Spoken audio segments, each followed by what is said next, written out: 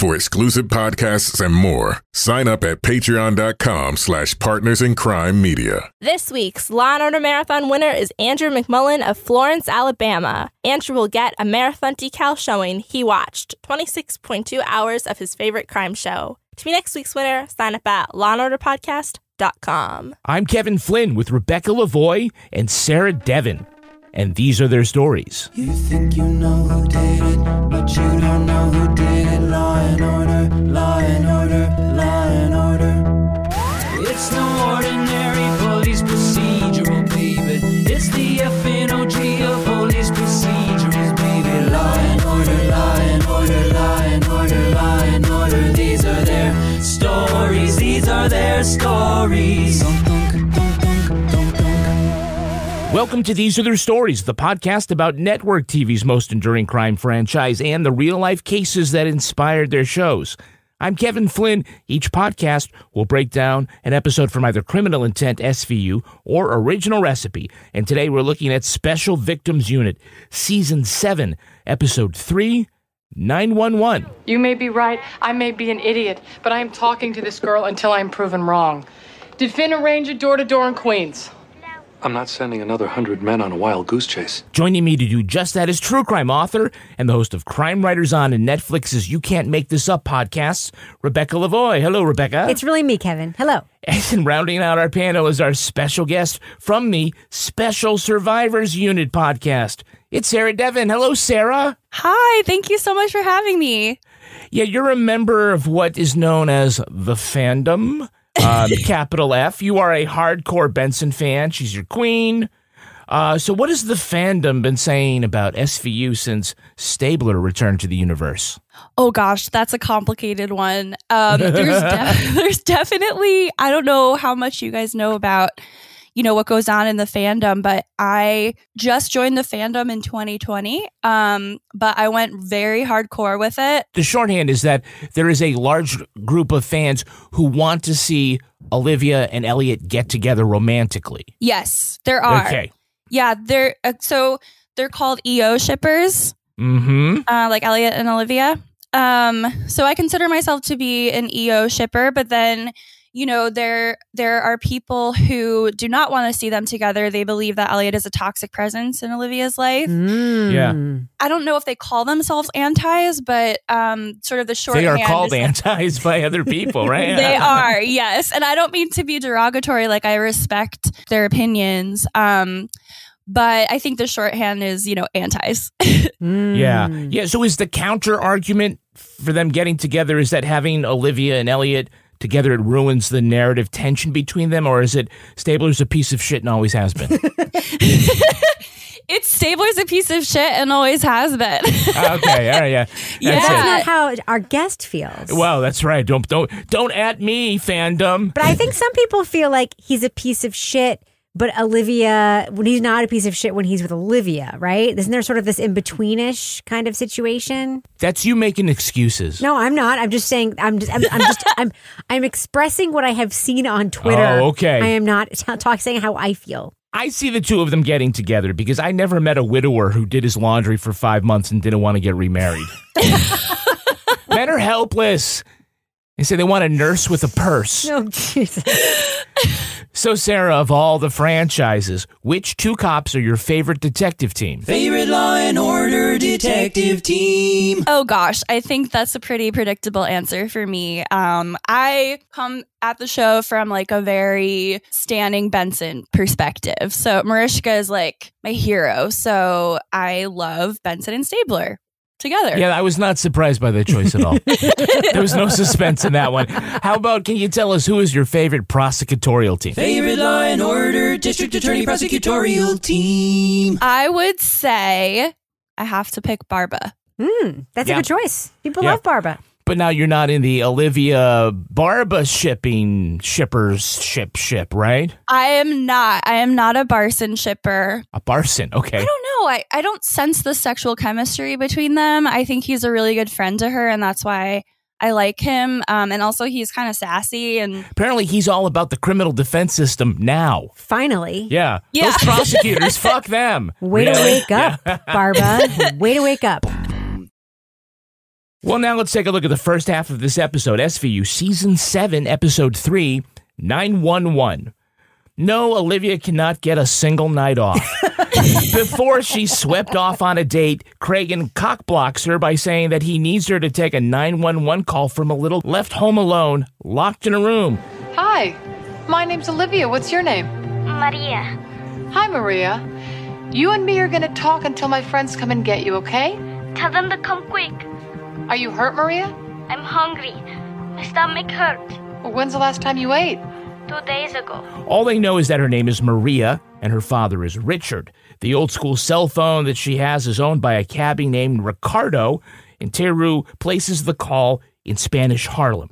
But the cabbie's daughter is accounted for, and the burger joint Maria says she gets her food from burned down 3 months ago. It's not adding up for Cragen, who worries it's a hoax. Benson pushes Maria about this, and the girl hangs up. When she calls back, the signal is now coming from the entrance to the Holland Tunnel, and traffic noise in the background suggests she's being moved. A dialect expert says Maria's accent is Honduran.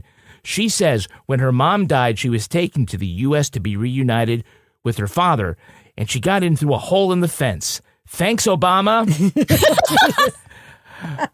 Maria says instead of her father, a man took her to Richard, who does bad things and takes pictures of her.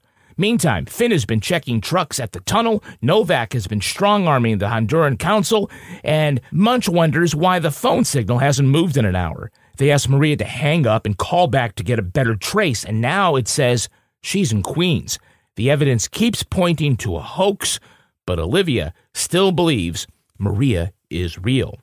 So we see Olivia about to get into a fancy car. She's wearing this beautiful black dress. Duty calls, and she looks up at Craig and like, I'm just never going to get it in, am I? Never. And so does her boyfriend or our date. Also, by the way, who wears a dress like that to spam a lot? Just going to say. I know. It's a parody show like that is like real stupid. She's dressed up like she's going to like Lincoln Center to see like a really good opera, right? Am I right? But I am so grateful because that dress is so beautiful. Sarah, that's the kind of dress you put on so someone can take it off. Yes. And I don't think we ever see that guy again. Well, we know why. He looks annoyed as hell. So I have a question. This is my question. Yes. In all these SVU episodes, we're always asking, like, who are all those other people standing around? We just assume there are other people who work there. Yeah. Aren't there other people who work there? Like, you can take a phone call? She's the only in all of New York. Wait, there's one person who can take this call. She's not a hostage negotiator. By the way, you know who else works there? Cragen. Right. He's still at the office. You don't have theater tickets, Don. Right. But, that is sort of like a pattern on SVU is Olivia Benson has to save the entire city. And not date. And not date. No. So their first lead is that this cell phone belongs to a cabbie named Ricardo. Yes. Finn grabs him and he's like, I want to see where your daughter is. So they go to this apartment. Yes. Police, where's your daughter? Why? What lies has this loser been telling you? You can't just walk in here. Now remember, Ricardo had said, my bitch ex-wife stole my daughter, right? Yeah. So I think it's fair to assume this was a contentious, difficult relationship. Perhaps abusive? I don't know. Right. Maybe an SVU detective would make that call. So maybe don't bust into the apartment and then leave the dude with the wife and daughter and just storm out and be like, okay, wrong girl. And then just see ya. I was like, the actual fuck Finn. You just literally dropped a grenade in his family and you're like, cool. We'll see you next week. Never again. Yeah. This is next week's phone call to the SVU. Hello? My name is... Seriously? My name is Ricardo. Doesn't he grab this little girl's phone just to see who she's talking to? Yeah. Yes. I mean, crazy. Yes. Yeah, and it wasn't Olivia. We know that. And Finn completely ignored all the welts on her arm and stuff from her. Yeah, absolutely. No, I've got bigger fish to fry. Yes, he completely ignored all of the restraining orders that had been filed against this guy. All of it. They bring in an expert to determine her accent. Any luck? I think she's from Central America. El Salvador, Nicaragua, Honduras. I hear more, I can narrow it down. Well, if her accent is at 127th Street, it's not very helpful, is it? Oh my God, the whole accent thing is so weird because it's also very inconsistent because Olivia asks her, where are you from? And she says, I was born in the United States. And she says, you speak English really well. Where did you learn it? Yeah. Where did you learn it? America. And I'm like, I don't know. Maybe she just said it because she was born in the United States. Right. You have to suspend a lot of disbelief in this episode. You think? Really? Not just this episode. I think the main emotional point of the episode is that Olivia is kind of the only one who believes this little girl. She sort of likes to hone in on little details about Maria's phone call, and that's how she figures out that this girl is telling the truth. And I think the point is that Olivia, is so good with children, and she's such an empath that she can really like tell through the phone that this girl is legit, and no one else believes her. Yeah. Yeah, they say her accent is Honduran. I would have said it's more Dora the Explorer. It's a little bit It much. is a little Dora. Yeah, a little Dora the Explorer meets a little bit of a telephone hustler, because she does sound... They really do play up the "I might be fooling you" aspect of these phone calls at the beginning, right? They do. Really, really do. She's like, I don't know. That seems to be where my food comes from. Right. Let me check the map. Right. So to help find out where she might be, Maria finds a business card with the name of Felipe's Burgers. Felipe's Burgers, 342 94th Street, and then lots of numbers. By the way, she did call it Felipe's Boogers.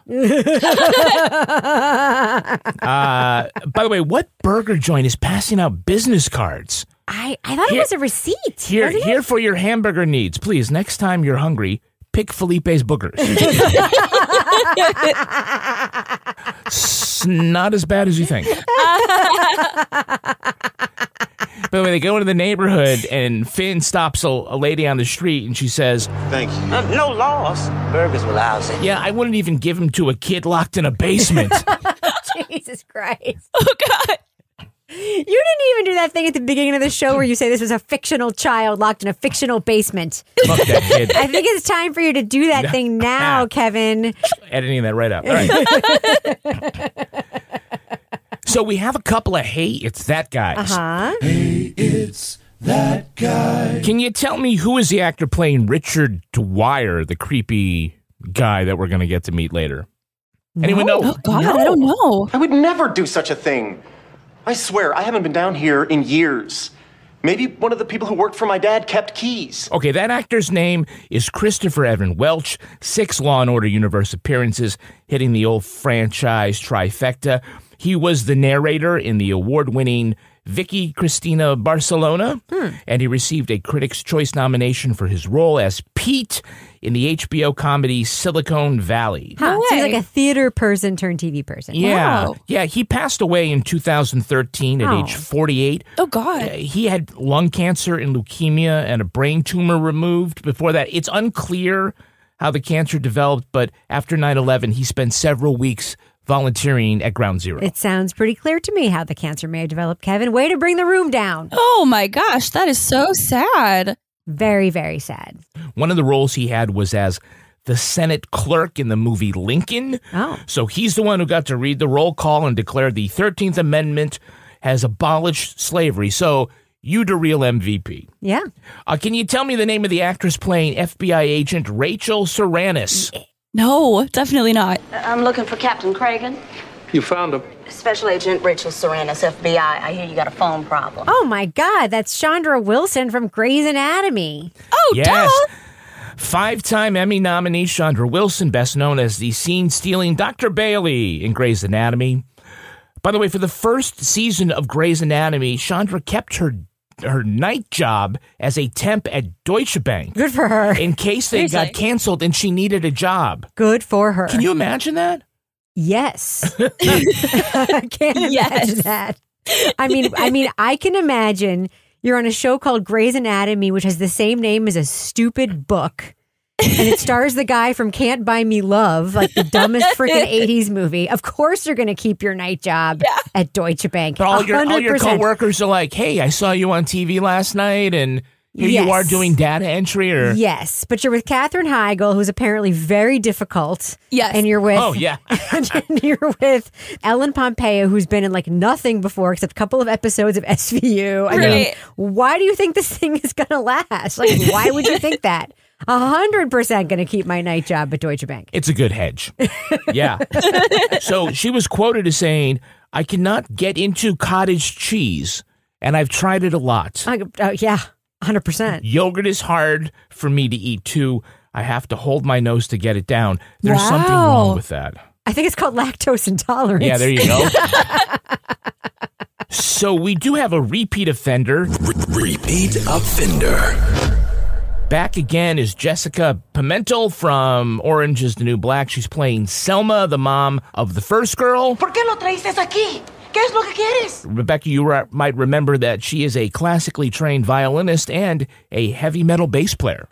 Can you tell us who's playing dialect expert Julia Ortiz? Me da mincho means I'm scared. It's Honduran slang. Okay. Oh.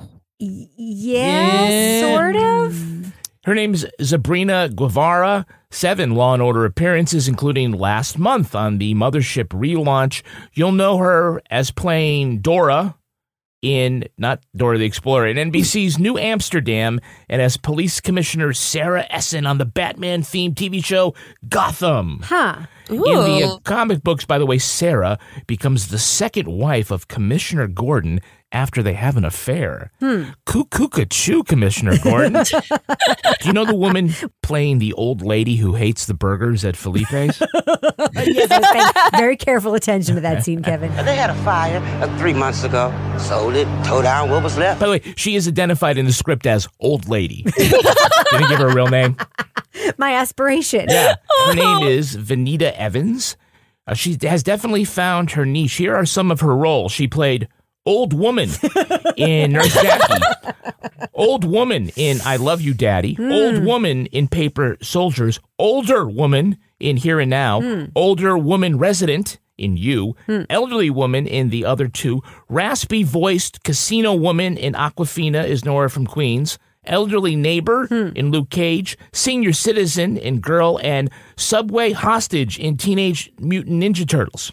We need to fire that woman's fucking agent immediately. That is insane. Wow. Talk about a niche. Yeah. In 2009, she won $8,000 on Who Wants to Be a Millionaire?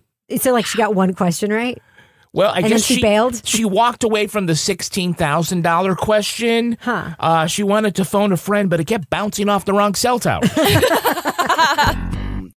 All right, so every minute that goes by, it seems more and more to Cragen like this is a hoax. And he channels his inner Stabler and he says, "What are we going to believe, the technology or the girl?" Isn't that SVU in a nutshell? Are we going to believe the victim or all of our shaky circumstantial evidence? Yes, it is. It very much is. I'm just saying, this whole thing is Cragen's fault. The whole thing's Cragen's fault? The reason this whole thing happened, it is all Cragen's fault. I don't understand. Why did he even call Olivia back into the building and not just take this call himself? Yeah. He hates her, obviously. I just don't understand, why bother? Why not just let her leave and go get it in with that handsome guy if he's just not going to let her do her goddamn job? It's all his fault. This whole thing is his fault. Yeah. Well, he needs to be the father figure, and without Olivia, he's just himself, but he needs to be the father of SVU and say, you know what, Olivia, I can't send any more people in to look for this girl. It's too expensive. And he needs to be the antagonist for her. He needs to add the tension of no one believes you. You know we never get? What? That you were right, I was wrong scene. Oh, that's true. We never fucking get that. We never get it. We never got that. No. Very unsatisfying. So they have all the crews set up all the technical stuff, and they say Taru is set up. Taru moved her into the interview room where it's quiet. By the way, do you know who Taru is? Yeah, he's the tech guy. No, that guy's name is Morales. Taru is the Technical Assistance Response Unit. So all these years, when they've been saying, hey, Taru is going to check this out for you, Taru's running a scan. Taru isn't a person. Oh, I thought that was his name. No, I know it's ambiguously ethnic or something like that. No, I thought that was his name because they just always say that and then he shows up. It's an acronym? It's an acronym like SWAT. So what is his name? His name is Morales. Normally calls triangulate off 3 cell phone towers, but both times this phone is only giving us a reading off of 2. That actor's character. It's Ruben Morales is the name of that character. Yeah. You're kidding. No. Okay, so you learn something new every day. Yeah. You do. All right. I never knew that. I always thought his name was Taru. Yeah, I'm like, who's Taru? Yeah. Okay, all right. So Finn is stopping all the rush hour traffic at the Holland Tunnel to search every truck. Port Authority PD's already got roadblocks in place. We want all trucks, big rigs, panel trucks, tractor trailers, whatever. Peel them on the watts, no exception. And, like, for real, that's a lot of power for one guy who really could have bought that badge at a store, right? So he makes one driver open up the back of the truck, and when he sees that as empty, Finn gets mad. He goes, what do we got? Get it out of here. Get it out of here. As if the driver is the asshole. Right. And where is he going to go? He's in the middle of a traffic jam. Yeah. Get it out of where? Dude, you're the one that stopped all the traffic. Why are you mad at him? And where is he going to go? How come you don't have that baby in the back of your car? Kevin, have you ever been through the Holland Tunnel? One time, yeah. Have you ever been on the line on the way into the Holland Tunnel? It's like 6 lanes. There's nowhere to fucking go. Like, where is this? They're going to New Jersey, right? Where is he going to go? Like, how is he going to get it out of here? Get it out of here to where? He's going to live his life, is where he's off to. So they're going on the absolute science that Maria is from Honduras. So Casey goes to the Honduran consulate. Love it. And asks for help from the top diplomat. It could be a practical joke, or she's just trying to get attention. Mr. Farias, this girl is terrified and she's starving. If we don't get to her soon, then we'll find her dead body. Then guess who'll be getting some attention?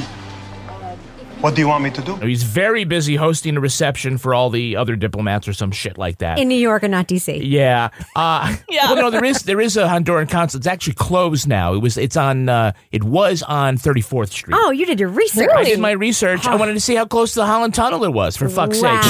So he asked her, what does she really want from him? And she says, well, you can connect me to the police in Honduras. Really? Was that faster than calling Honduras yourself? I mean, they're not using all the phones for this, right? That's true. I mean, I know they didn't really have Google, but they could have looked up the number. Was it really faster to drive down, strong arm the guy, get him to come out of his stupid, reception? And they have a linguist who knows all of the regional dialect of Honduran Spanish, right? You must have somebody on speed dial. They could have had her call and be like, here's what's up, Tegucigalpa police people, right? Where they're like, I'm sorry, none of us speak Spanish, so we can't make the phone call. Is that what it is? By the way, that is such a Karen thing to do, to go down and say, I want to speak to your manager. True. Well, now let's look at the second half of this episode. Is this real or is this a hoax? Cragen has decided to stop sending cops door to door to find Maria. The squad tells Olivia that the traffic noise on the call is actually a tape loop, and the little girl's voice could be created electronically, but Olivia is not having any of it. What's your point? This whole thing could be a sick joke. This sweet little girl doesn't even exist. Olivia, did you like it? Olivia! Sorry, Maria, I liked it. What's wrong? Nothing's wrong. Her voice is angry again. I'm not angry, Maria. I'm really not. Why don't you say the rhyme again, and this time I'm going to listen really hard so I can learn it too. Police in Honduras send a photo of Maria, who is presumed dead after a desert crossing. When she correctly identifies clues from her birthday photo, they confirm that Maria is real. What's more, Benson recognizes Maria's face from an alert about child pornography. Again, the girl correctly identifies her room as the location where the kiddie porn is made. An FBI agent arrives to figure out why the phone keeps pinging all over town. They begin looking for a virus in the cell company switchboard, which is masking the true location. Benson needs to keep Maria from falling asleep, and the battery on the phone is dying. Before they can trace it, Richard picks up the phone and taunts Olivia before disconnecting. Well, going through a metric ton of Maria porn, Munch spots a coffee mug with Felipe's burgers on it. Finn says the burned down Felipe's was next to an electronics shop that could have sold all those gadgets. The squad finds the store dark and locked, but Liv spots a man putting on silver eyeglasses from a blue case at 1,000 feet and arrests Richard Dwyer.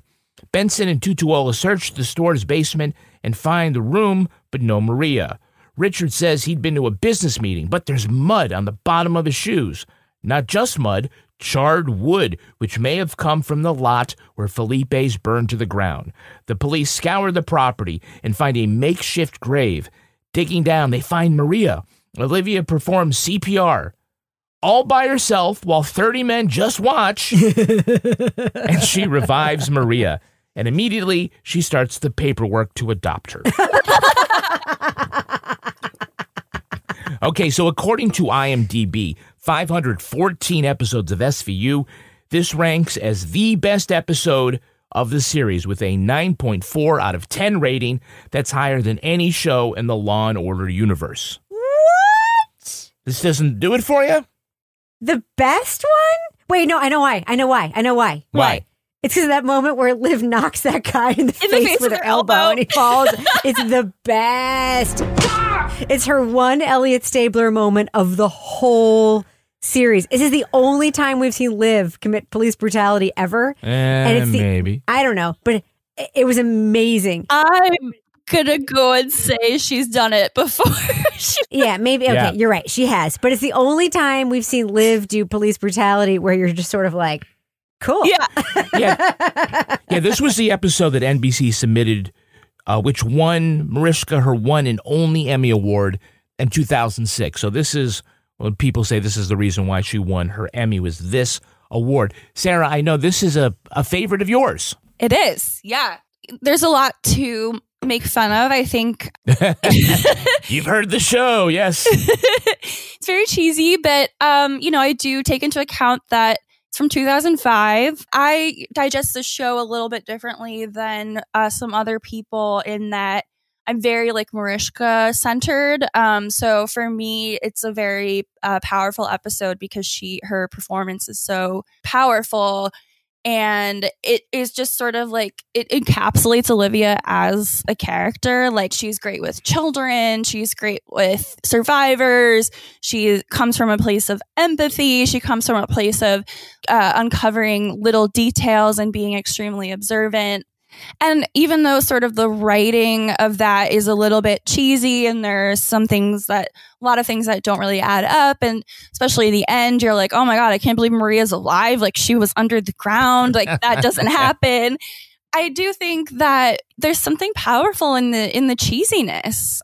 It's for me. I think, seeing Olivia just sort of persevere and really believe that she is correct about what's going on. And a really important message of the episode is to believe the survivors. And it's, like I said, it's cheesy, but Mariska's performance is really, really great. There is one moment in this episode where there's a close-up on Mariska Hargitay's face, and they don't cut away from her, where she goes from being just listening to all of a sudden tears spring to her eyes. Yeah. And you can't, that's acting, right? And it is. And by the way, also, we know that voiceover of the girl was piped in later. That wasn't she wasn't actually listening to Maria talking on the phone. So as far as her craft goes, that's right. So it's Mariska, you have to listen to the phone and hear something that upsets you. So I understand, as somebody who makes media, she had to listen to a blank thing on the phone and be okay, now you have to act like you heard something shocking and you started crying. Her face completely changes. Tears spring to her eyes. They instantly turn red. And I remember in that moment being that is so much better than the whisper acting that she's been doing in the last 7 years of the series. Hey, that's great. Kevin. All right, so the FBI tech arrives with her laptop and says the phone is pinging off different towers because someone hacked the telephone company and installed a virus to let them do so. And how do we fix this? The cell company has at least 10 switchboards in Manhattan. I scan each one for the virus and download this. It'll spot any anomalous programs and we can remove them. So now they will scan the switchboard themselves to find the virus. So the phone company doesn't have McAfee? No. Like apparently Chandra Wilson can do no virus protection on this giant computer running the communication system for New York City. Nope. They have nothing. Nope. Only the FBI can do it. Yeah. And by the way, it was great that she was able to describe what happened by drawing something on a legal pad. Yes, backwards. It's like, you're an expert. He's an expert. Wait, just in case Cragen comes in, let me draw some cartoons. We're going to triangulate this. I got my red pen. I got my black pen. And she did that amazing thing, too, that like women do for men because they're stupid, where she was like, okay, let me backtrack and explain to you the thing that we already know. Right. So that I can then explain to you what happened. Right. But I'm going to say it slower. But really, they don't have McAfee. By the way, don't you hate it when you get a new computer and every day you get an alert that pops up from McAfee saying you've got to buy a subscription? That sounds and there's like, no way to get it to stop. It sounds personal. Like, are you dealing with stuff on your own here, Kevin? I look at that computer. I literally uninstalled McAfee yesterday, and it was on when I turned it on. That's a you thing, not an SVU thing. Look, you're the virus, McAfee. You're the virus. That is a you thing. Sounds like you have something you need to work out. Now, just because we haven't mentioned Olivia's ovaries yet, the writers have to take about 30 seconds to have the little girl ask Benson why she doesn't have kids. True. Do you have children, Olivia? No.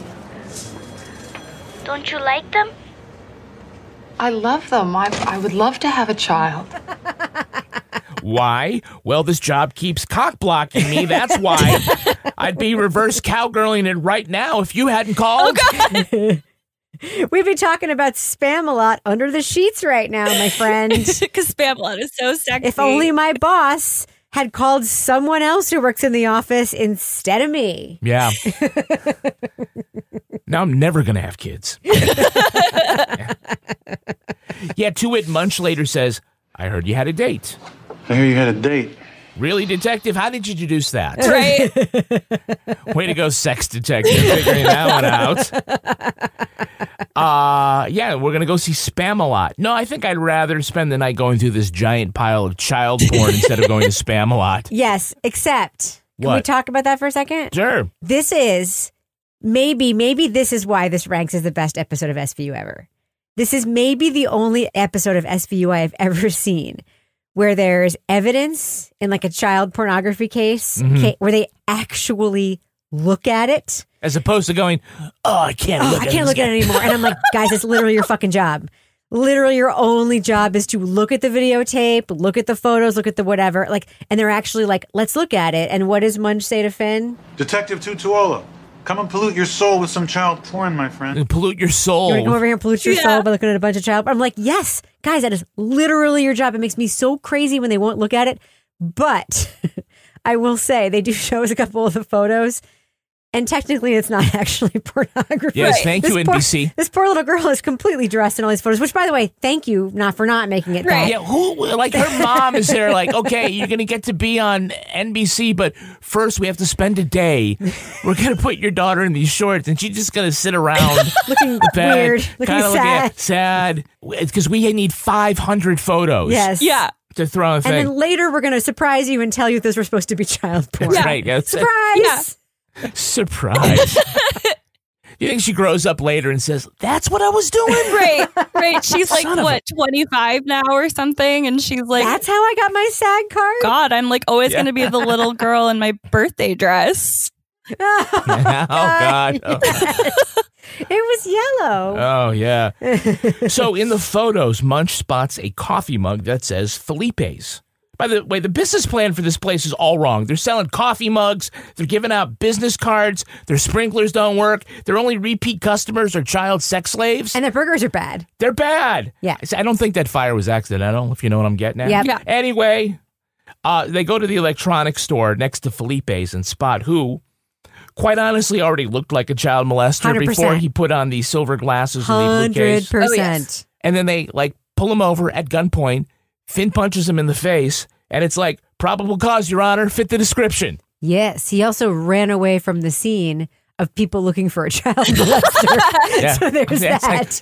he just kind of whistled like, well, maybe I Should just step on out of here. So can we just clarify? So the presence of the coffee mug was what explained what Cragen thought was a lie about Felipe's, right? Yes. Apparently the girl was under the impression the whole time. All the lies were explained away later, and yet we never see the Cragen apology scene. True. Love means never having to say yourself.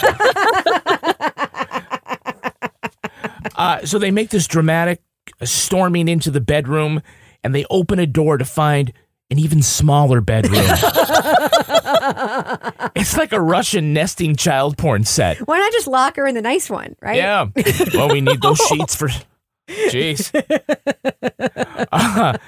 So Finn notices the dirt on Dwyer's shoes. Oh my God, you just said a Russian nesting child porn set. Just if we pause on that for just a moment. Let's not. Okay, let's move on. Yeah, move on.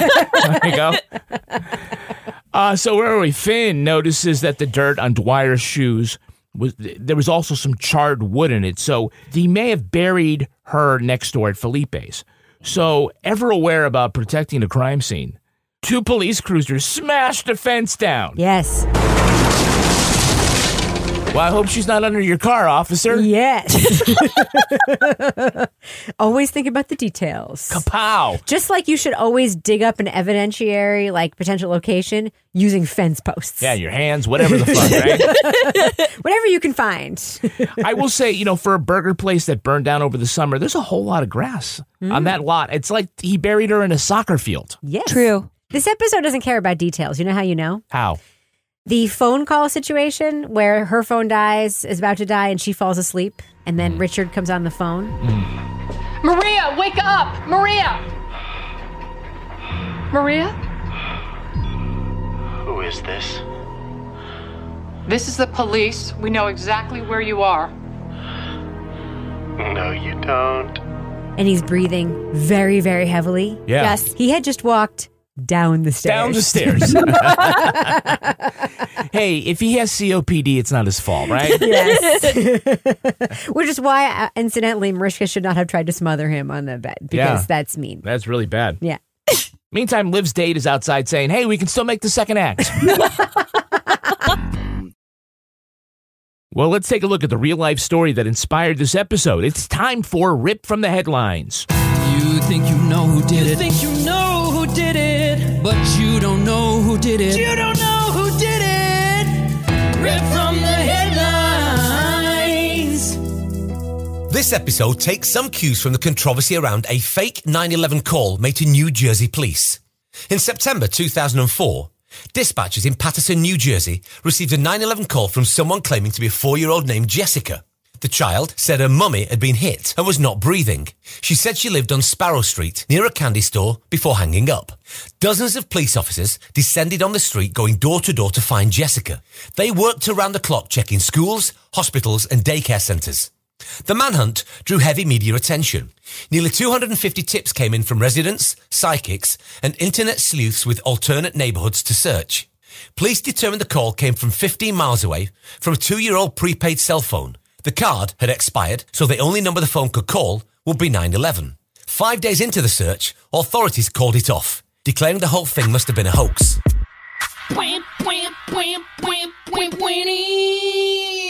But they did determine who made the call. As stated in the episode, they learned that it was a 17-year-old girl. Because she was a juvenile, her disposition is unknown, but let's take a guess. Why did she do it? For attention. Or maybe, perhaps she was like just thinking like, let's just see what happens if I do this. Maybe she had suffered from some mental illness, and she had some dramatic like thing where she was like, what will happen if I do this? Way too smart of an answer. Sarah, give me a stupid answer for this question. Oh, God. She wanted to see if her phone still worked. I don't know. Like, what? Yeah, that's yeah. Well, what number can I call? I will say one thing. Yeah.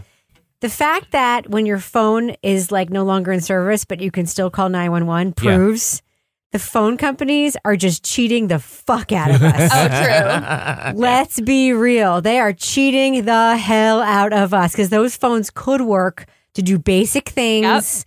like call a cab or call to get food or like essential things. Call your mom. Yeah, or text. Like they could offer something for free and they're just choosing not to. Fucking assholes. Yeah. So this falls under a category of prank calls like bomb threats and fire alarms and more recently swatting, these sort of public alarm kind of calls. Swatting, by the way, is when someone phones in a type of crime that would draw a heavily armed response by police. Let's face it, they get really ramped up when they go in hot, so that can be very dangerous for everybody. So let's shift gears and talk about that. Is swatting a kind of jujitsu where they're using the unit's own strength against them? They come in hot and hard with guns ready to go, and that's just bound to get them all fucked up. It's also dangerous for the person that's being swatted. Yes. I mean, Yeah. But it's also That's the sort of point. it's also sort of a. This is the thing. If swatting, it's never good, but it does sort of demonstrate the ridiculousness with which police have been jacked up in like the post 9/11 era, right? Yeah. Yeah. Yeah. Swatting is more prevalent because there are plenty of spoofing technologies now to hide where the call is coming from. And swatting is less of a crime directed at the police as it is a crime directed at the homeowner to where they're responding. Some celebrities who have been swatted include Snoop Dogg, Ashton Kutcher, and Miley Cyrus. It happened to Tom Cruise, who probably thought it was just, some action movie preparation like in Tropical Thunder. Yeah. They're like, yeah, bring it on, come on in. Or some Scientology punishment that he Probably, deserved. yes. It's like, I'm going clear. I'm being audited. Surprise. So there are a lot of cases where the victim is being extorted and the extortionist is using the police as a threat. This is where it happens. So here's some notable cases.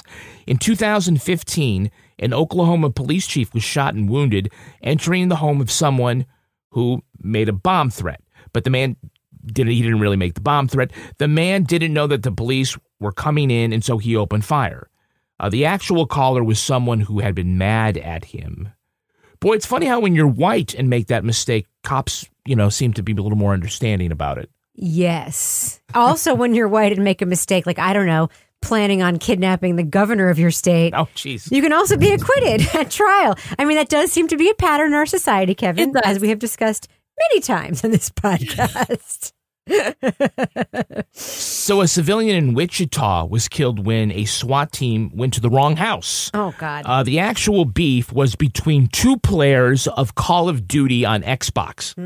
They were fighting over a bet of $1.50, and it got elevated. Oh, no. Tyler Barris was later sentenced to 20 years in prison. It was easy for the cops to figure out it was him because, and this is true, his online handle was SWATistic. With the SWA and T all capital. So that's both stupid and offensive at the same time. Extremely. And prophetic. Yes. In 2020, 60-year-old Mark Herring died of a heart attack when the cops broke in. They later found that Mark was being extorted to get his Twitter handle, which, his Twitter handle was @Tennessee.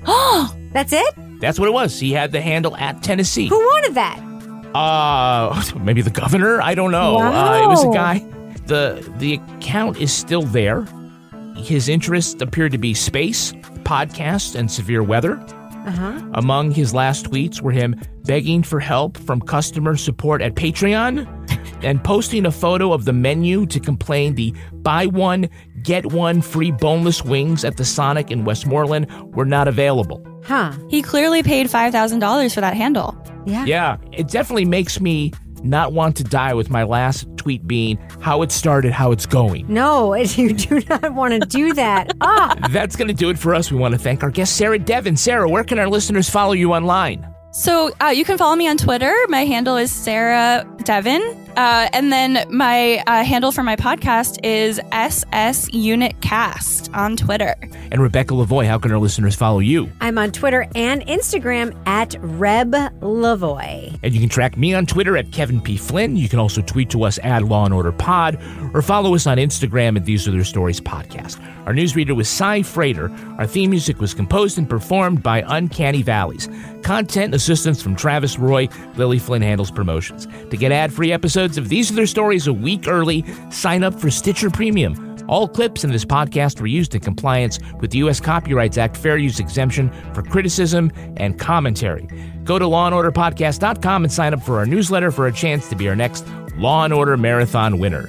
These Are Their Stories was recorded in the Yoga Loft above the Bodega in Bay St. Louis, Mississippi studio and is a production of Partners in Crime Media.